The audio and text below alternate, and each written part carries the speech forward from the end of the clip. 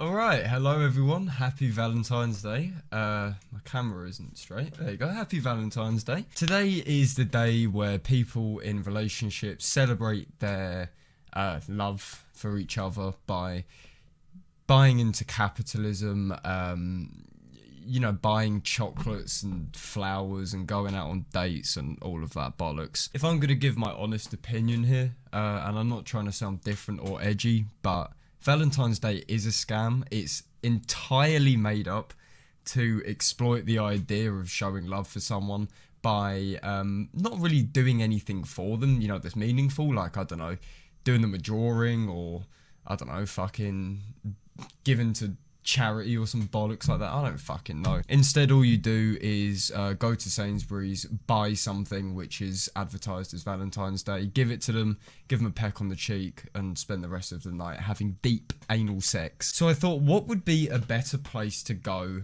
on Valentine's Day than r/incels without hate? No, emphasis on without hate, alright? This video is without the hate. Now, this is the first time I've actually been on this subreddit, but I've known of its existence for a decent while now, mostly because people like making videos on it and shit like that. So, we gotta follow the rules. No hate, no personal attacks, no encouraging self-harm, no encouraging people to give up.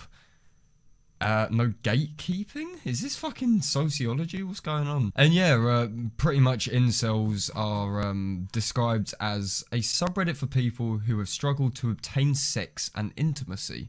We strictly forbid hate and want to provide a positive and helpful community. So this video isn't me laughing at single people, because being single's horrible, and I'm going to be the first one to admit that, especially for prolonged periods of time. Like, all jokes aside, it does fuck you up being on your own that much, and especially if you've never had a partner or you've never had sexual intercourse, then obviously that's going to be fucking ramped up by like 100 times. So, from my personal standpoint, this video is really not to laugh, but rather just to look, to look, understand, empathize. Like, come on, I'm a sociology student. This is a breeding ground for me right here. Alright, so here we have a fairly basic post. It just says, I'm tired of girls laughing at me at college. We are 150 students. That's a very fucking small college. Half of them are girls. The 5 most attractive of them laugh at me. The rest don't even see me, despite being 3 to 4 inches taller than average, but my body looks pathetic with 16-inch shoulders. I can't even dress what I like. Alright, so this, and again, I'm being serious, this is genuinely no laughing matter. Pun not intended. What this sounds like here isn't even college behaviour. Now, I don't know if this is English college or American college, because I know college in America is university in the UK, and college in the UK is post GCSE, so 16 to 18, is that right? Fuck, I'm getting old. What this guy's describing here with 5 attractive girls laughing at him, first of all, I know this sounds really bad, but I almost can't believe this is true. I almost can't believe that girls in college, we're talking potentially university, or at the very, very least above the age of 16, are laughing at someone for having 16-inch shoulders. Like, I don't fucking know. I don't even know what inches my shoulders are. I've never even thought about it. This shit is just sad, and it's upsetting that there are people out there that are genuinely making fun of people for being unattractive.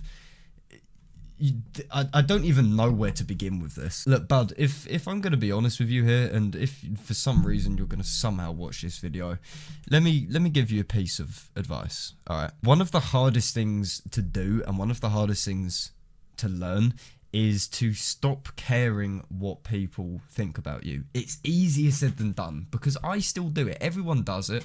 Everyone is self-conscious. Everyone is aware of what people think of them. It's very much the sociological idea of the self and the consciousness being, created out of imagining yourself from another person's perspective. It's fucking human nature. You can't help it.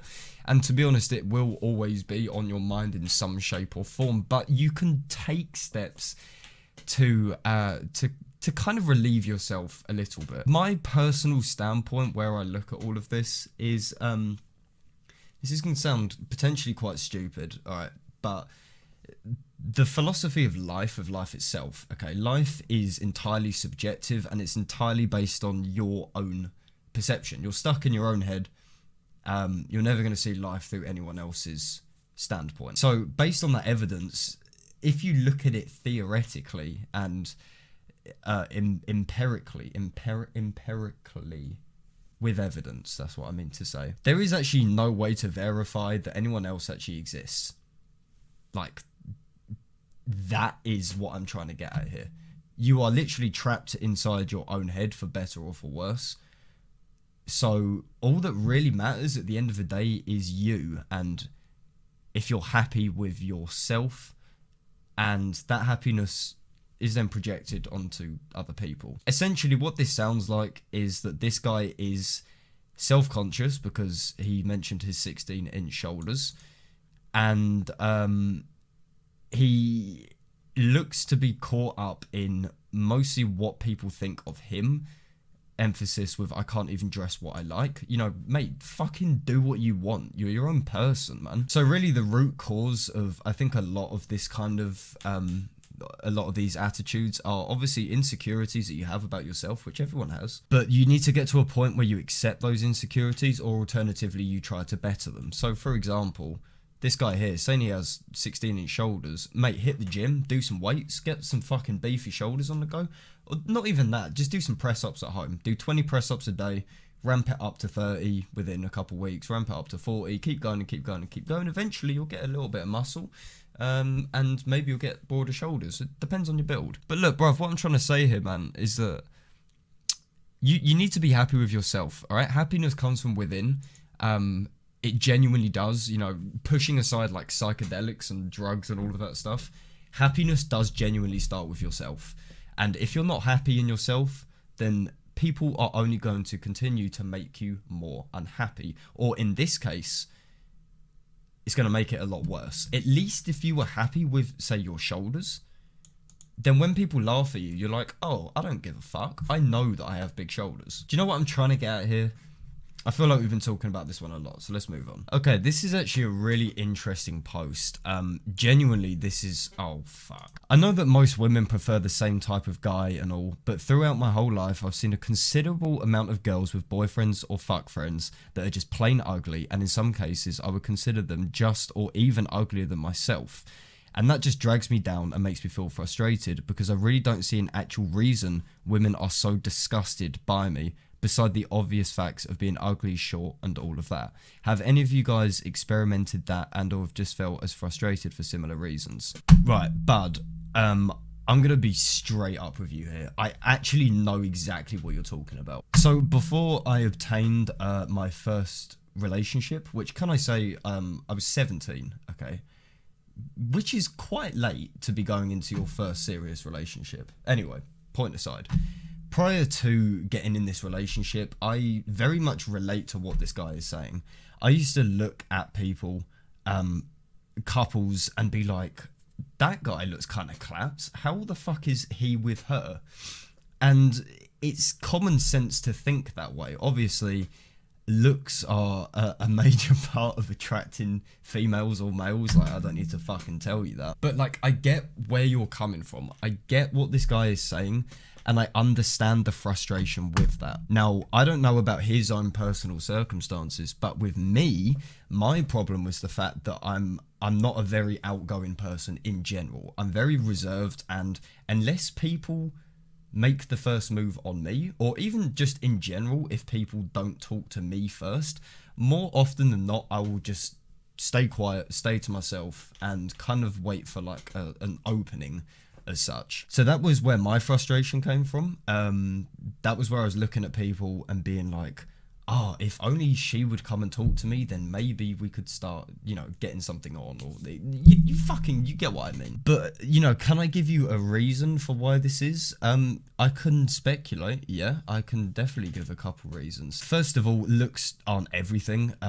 I think the kind of vibe I'm getting from this subreddit is that these incels are unhappy with their physical appearance. They're hating people that are good looking. But most importantly, they're basing everything upon looks. They're thinking that everything is based upon a guy having a six-pack, or a guy having money, or a guy being over 6 foot, or something like that. In reality, you know, yes, that does make a difference, but at the end of the day, you know, if you're talking to someone and you're just being yourself, and if you're a genuinely nice guy, or you're at least not a twat that can hold a conversation without talking about themselves the entire time, then chances are you can probably pull yourself a girl. Genuinely, girls are no different to boys in that aspect. You know, possibly a little bit more shallow, but that's just because of the amount of like shit posts on Twitter showcasing women are trash. You know, it's not true. It's a complete exaggeration. But yeah, I guess women can be more judgy with things like height and money. But the thing is, those women that are saying that are not the kind of women you want to be with. Because if you're getting fucked over by a girl who ignores all of your personality, everything you do for her, you know, what you're all about, your ambitions and stuff like that, and just says, I can't be with you because you're 5'9", why the fuck would you even want to be with that person? That's not even going to be a good relationship in the first place. But looks aren't everything. Okay, and again, it's coming back to look this ugly, short, and all of that. That doesn't matter though. That really doesn't matter. You know, beauty itself is entirely subjective. You know, even fucking models, some people don't find them attractive. And models are seen to be like the, you know, perfect personification of human beauty. So, you know, someone out there is going to find you attractive, and I'm sure you're not even that fucking bad, mate. Like, I'm sure you're beating yourself up more than you should be. Anyway, let's move on. Okay, I have just located arguably one of the weirdest posts I have seen on the internet. And I'm not even hating because, you know, it's against the fucking rules. But this guy is kind of fucked up. I'm just gonna be honest. Not even in like the way that you're sort of feeling bad for him. I don't even feel bad for this guy. Yeah, this is more psychology than sociology, and that's not really my my forte as such. But it's interesting as fuck. Let's give it a read. All right, so honestly, I cannot relate to you guys feeling bad you are alone on Valentine's Day. I never wanted a girlfriend, even before I got blackpilled. I don't know what that means. Because there's nothing appealing to me in all that lovey-dovey shit, the drama, being constantly on the lookout to make sure that you're not getting cheated on, having to compromise on every decision you take in order to accommodate the other person, having to participate in the NPC social media lifestyle. No thank you, no thank you. I literally get turned off by the idea of being in a committed relationship. I'm not even kidding. I can't even jerk off to porn if the people in it are playing as BF, GF, or husband/wife. I'm not interested in being loved. I just want to be lusted after. Okay, so as I said, I'm no psychologist. Psychology is not my forte. Ironically enough, though, my girlfriend does study psychology, so she would probably have a fucking field trip on this post. So pretty much what this guy is saying is that he's the complete opposite of an incel, or I guess he is an incel, but on the other spectrum where he's happy being alone. And he even stated that the idea of being in a relationship turns him off. We'll get to that in a second. First of all, I just want to look at this beginning paragraph right here. So he says that there's nothing appealing to him being in all of that lovey-dovey shit, the drama, being constantly on the lookout to make sure you're not getting cheated on, blah, blah, blah, blah, blah. Let's fucking go through these one by one. All right, so the lovey-dovey shit. Okay, I understand that. It is kind of tiring sometimes, but majority of the time relationships aren't always like that. If you have a relationship that is really over the top and really, you know, like almost choreographed and kind of fake, chances are there's probably not really a genuine connection, I'd say. It feels more forced than anything. So relationships aren't like that at all. Drama just is a part of it. Like, that's with anything. You know, that's like saying I don't like having friends because there's too much drama. Like, drama happens. It's a part of fucking human nature. That is just not something that's specific to a relationship. I get it. It's a different kind of drama. It's more emotionally taxing as well. Like, don't get me wrong. But again, if you find the right person, drama should be fairly rare. And when it does happen, you care about the other person rather than getting fucked off. I can speak from experience about this. I've done this shit. Being constantly on the lookout to make sure that you're not getting cheated on. This is interesting. Now, I get it that a lot of people are worried about getting cheated on, but I'm going to make an assumption and say that those that are that worried about getting cheated on, like this guy, are incredibly insecure with themselves. They feel like they're not satisfying their partner in whatever way you want to delve into. I'm not going to fucking look at that. So, you know, being on the lookout is very insecure. That's obviously a problem with the individual and not with the partner. That's just something which you would have to kind of sort out yourself, or get your partner to help you as well. Self-consciousness and social insecurity, or personal insecurity, sorry, is very therapeutic if you talk about it with your partner. So, I don't know. And this part here, you know, having to compromise on every decision you take in order to accommodate the other person. Again, if it's a healthy relationship, that shit is not going to happen. My previous okay, here we go. My previous relationship was very much like that. It was incredibly one-sided, to the point that everything was basically or like decision making was done on the basis of my partner.